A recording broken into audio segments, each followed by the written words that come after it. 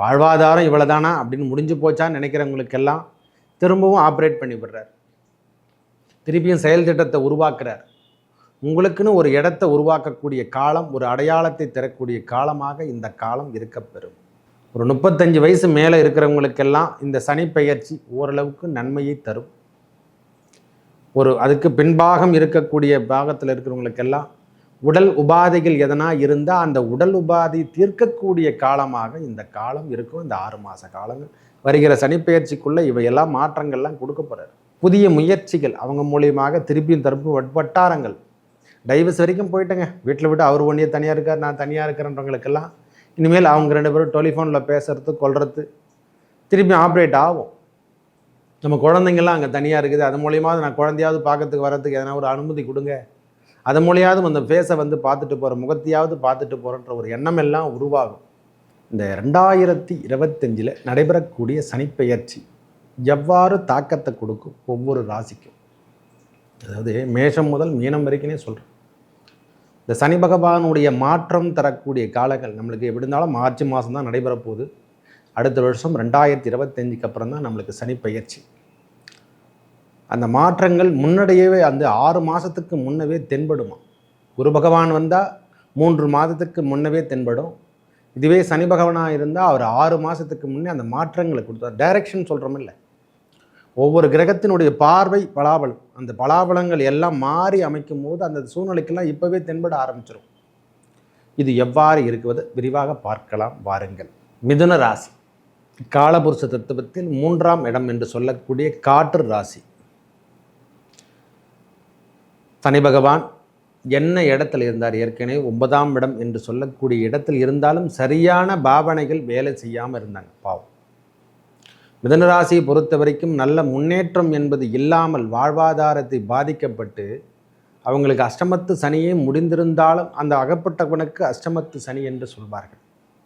இருந்தாலும் அதிலிருந்து இன்னும் மீள முடியாத நிலைமையில் இப்போ தான் கொஞ்சம் கொஞ்சமாக வெளிவந்து கொண்டிருக்கிறார்கள். அதாவது படிப்படியாக தான் வர முடியும் சுவாமி.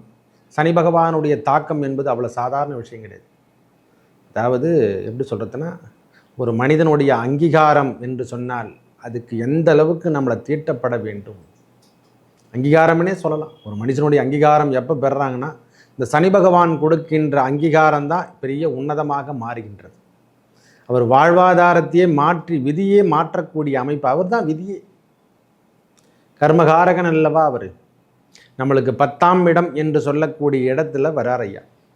தொழில் விருத்தி அடையக்கூடிய காலமாகவும், ஒரு மனுஷனுக்கு என்னென்ன ஏற்பாடுகள் செய்யணும், இதுவரைக்கும் தன்னலமற்ற சேவையில் வாழ்ந்து கொண்டிருந்த மிதுன ராசிகாரங்கள்லாம், அதாவது வாழ்வாதாரம் இவ்வளோதானா அப்படின்னு முடிஞ்சு போச்சான்னு நினைக்கிறவங்களுக்கெல்லாம் திரும்பவும் ஆப்ரேட் பண்ணி விடுறார். திருப்பியும் செயல் திட்டத்தை உருவாக்குறார். உங்களுக்குன்னு ஒரு இடத்தை உருவாக்கக்கூடிய காலம், ஒரு அடையாளத்தை தரக்கூடிய காலமாக இந்த காலம் இருக்கப்பெறும். நல்லா இருக்குது சுவாமி.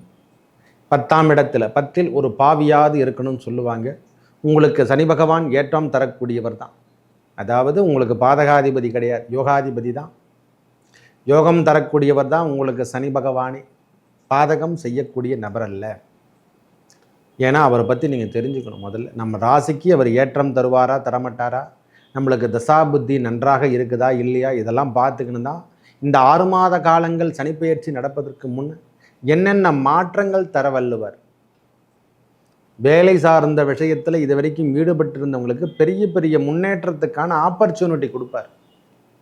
ஒரு இடத்துல வேலை செஞ்சிட்ருக்குன்னா இன்னொரு இடத்துக்கு நீங்கள் ஃபில்லப் பண்ணி அடுத்த கட்ட நடவடிக்கை எடுத்து செல்லக்கூடிய காலத்தை உருவாக்கி தருவார். ஐயா நான் இடம் வாங்கிட்டேன், ஐயா வீடு கட்ட முடியலன்னு நினைக்கிறவங்களுக்கு வீடு கட்டுறதுக்கான பாக்கியத்தை பெற வைப்பார். மிதுன ராசிக்காரங்க கடன் பிரச்சனைகள் அதிகமாக மாட்டியிருந்தாங்கன்னா அந்த கடன் பிரச்சனையை தீர்க்க வல்லவராக என்னென்ன திட்டங்களை இந்த 6 மாத காலம் நம்மளுக்கு நடைபெறும். ஏன் இந்த மாதிரியே நம்மளுக்கு தொழில் இப்படியே போயிட்டுருக்கு, இதிலேருந்து நாம் விடுபட மாட்டோமான்ற மாதிரிலாம் பிரச்சனை. ஏன்னா அவர் இறக்கக்கூடிய காலம் ஏற்றி ஆவதுறான 6 மாதத்துக்கு முன்னே இதெல்லாம் செஞ்சாதான் அவர் உக்காஞ்ச இடத்துக்கான அமைப்பு கிடைக்கும். நம்ம ராசிக்கு 12ஆம், அதாவது 10ஆம் இடத்துக்கு வராரு. காலபுருஷ தத்துவத்துக்கு 12ஆம் இடத்துல இடம்பெயர போகிறார் சனி பகவான். நட்பு என்று சொல்லக்கூடிய வீட்டில் தான் அவர் அமர போகிறார். இன்னும் நீச்சகதி பெறலை. அடுத்து வரக்கூடிய சனி பெயர்ச்சி தான் நீச்சகதி பெறக்கூடிய பயிற்சி. ஒரு மனிதன் முதல் சுற்றாக இருக்க பெற்றால் இந்த முறை வேலையே இல்லாமல் வாழ்ந்து கொண்டிருக்கிறவங்களுக்கு நல்ல வேலை வாய்ப்பை ஏற்படுத்தி தருவார்.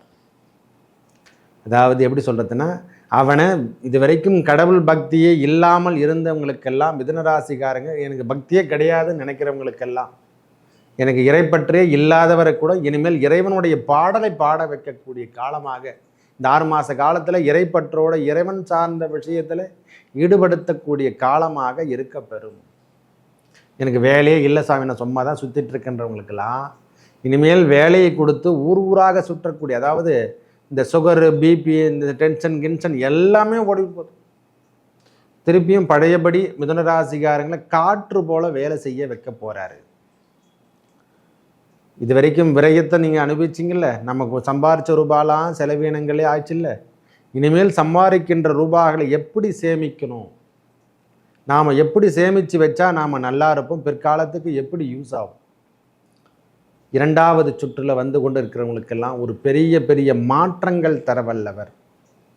மனிதனின் நேயத்தை மாற்றக்கூடிய காலமாக இவங்களை என்ன லெவலில் கொண்டு வரணும், இவங்களை எந்த செயல் திட்டத்துக்கு உச்சாணி கும்பலை எப்படி உட்கார வைக்கிறது அப்படின்ற எண்ணத்தை உருவாக்கி மேலோக்கி வைக்கப்படுறார். மிதுனராசியை பொறுத்த வரைக்கும் தோன்றிய காலம் முதல், அதாவது ரொம்ப கடுமையான தாக்கத்திலிருந்து அடிபட்டு வந்தவங்க ஒரு 35 வயசு கூட சொல்லலாம். ஒரு 35 வயசு மேலே இருக்கிறவங்களுக்கெல்லாம் இந்த சனி பெயர்ச்சி ஓரளவுக்கு நன்மையை தரும்.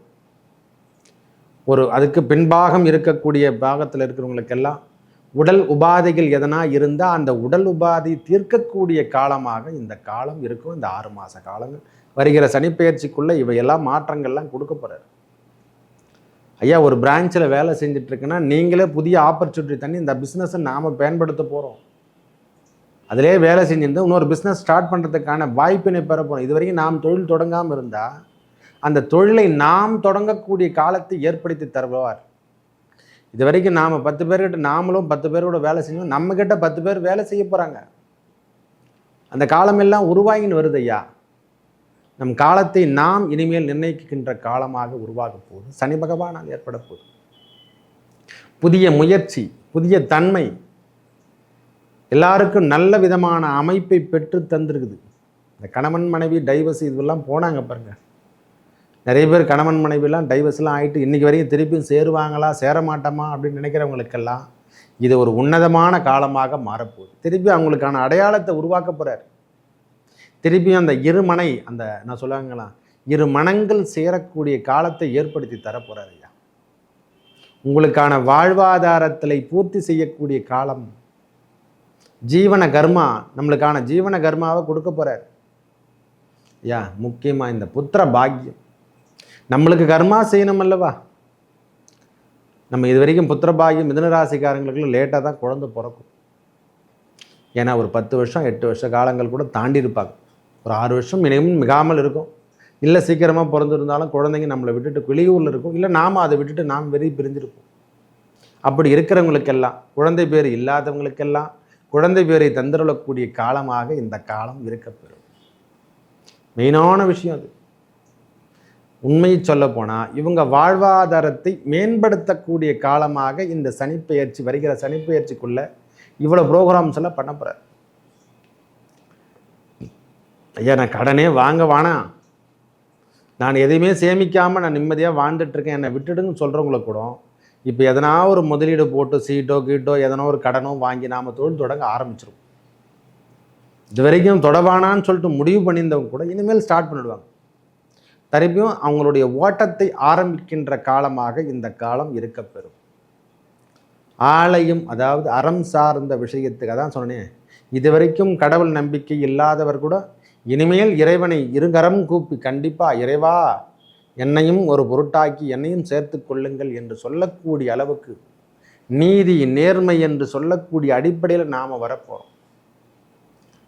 போதுங்க, நாம் செய்ததெல்லாம் போதும். நாம் இருக்கின்ற காலங்களையும் நிம்மதியான ஒரு வாழ்வாதாரத்தை வாழ வேணும், நம்மளுக்குன்னு ஒரு தனித்தன்மையை ஏற்படுத்தணும் அப்படின்ற ஒரு எண்ணம் எல்லாம் இனிமேல் தான் உருவாக போகுது. 6 மாத காலங்கள் அப்படியே சென்றுவிடும். நம்மளுக்கு ஏன்னா அவர் அமர்ந்திருக்கும் இடத்துக்கு 6 மாதத்துக்கு முன்னே அதெல்லாம் ஆக்டிவேட் பண்ணி ஆகணும்.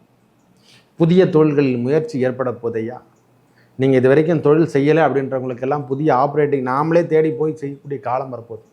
ஐயா எங்கேயோ ஒரு இடத்துல நான் தனியார் கம்பெனியில் ஒர்க் பண்ணியிருந்தாலும் புதுசாக நம்ம வீட்டில் ஒரு பங்கடியோ எதனா ஒன்று திறந்து அந்த வீட்டில் இருக்கக்கூடிய பரிமாற்றங்களை எல்லாத்தையும் மாற்றி அமைச்சு இதுலேயும் நம்மளுக்கு வருமானம் வரட்டும். ஒரு 10 பேருடைய செயல் திட்டங்களை நாமும் செயல்படுத்துவோம். ஒரு கம்பெனியை உருவாக்குவோம். நம்ம மனைவி மூலிமா அந்த கம்பெனியை ரெடி பண்ணி நம்ம ஆப்ரேட் பண்ணி நம்ம வேலை பண்ணலாம் அப்படின்னு செயல் திட்டங்களை உருவாக்க வல்லக்கூடிய காலமாக இந்த காலம் இருக்கப்பெறும். அந்த கணவன் மனைவிக்குள் கருத்து வேறுபாடெல்லாம் சொல்லிட்டு போனவங்கெல்லாம் புதிய முயற்சிகள் அவங்க மூலியமாக திருப்பியும் தரப்பு வட்டாரங்கள் டைவர்ஸ் வரைக்கும் போயிட்டேங்க. வீட்டில் விட்டு அவர் ஒன்றியே தனியாக இருக்கார், நான் தனியாக இருக்கிறன்றவங்களுக்கெல்லாம் இனிமேல் அவங்க 2 பேரும் டெலிஃபோனில் பேசுறது கொள்வது திருப்பி ஆப்ரேட் ஆகும். நம்ம குழந்தைங்கள்லாம் அங்கே தனியாக இருக்குது, அது மூலியமாவது நான் குழந்தையாவது பார்க்கறதுக்கு வரத்துக்கு எதனா ஒரு அனுமதி கொடுங்க, அது மூலியாவது அந்த ஃபேஸை வந்து பார்த்துட்டு போகிற முகத்தையாவது பார்த்துட்டு போகிறன்ற ஒரு எண்ணம் எல்லாம் உருவாகும். ஏன்னா கால நேரம் சரியில்லை என்றால் மனிதன் வாழ்வாதாரத்தை மாற்றக்கூடிய காலம். சரியில்லைன்னா நண்பாக காதலித்து விரும்பி திருமணம் செய்ய கூட டைவர்ஸ் வரைக்கும் போவாங்க. எனக்கு வேணானே சொல்லிட்டு வெளியே போகிற ஒதுக்குறவங்களாம் காலம் நேரம் அவ்வாறு தீர்மானிக்குதுப்பா. நாம் எதுவும் சொல்லி ஜோசிகார் சொல்லி தான் இந்த வேலாயுதத்தை சொல்கிறாப்புல இதெல்லாம் நடக்குமானா அதெல்லாம் எதுவும் கிடையாது. காலத்தை நேர்மனை என்னென்ன எழுதியிருக்காரோ, போகர் என்ன எழுதியிருக்காரோ, புலிப்பாணி சித்தர் எழுதியிருக்காரோ, அகத்திய பெருமான் எழுதுனதெல்லாம் தான் இப்போ எல்லாமே சொல்லிகிட்டு இருக்கோம்.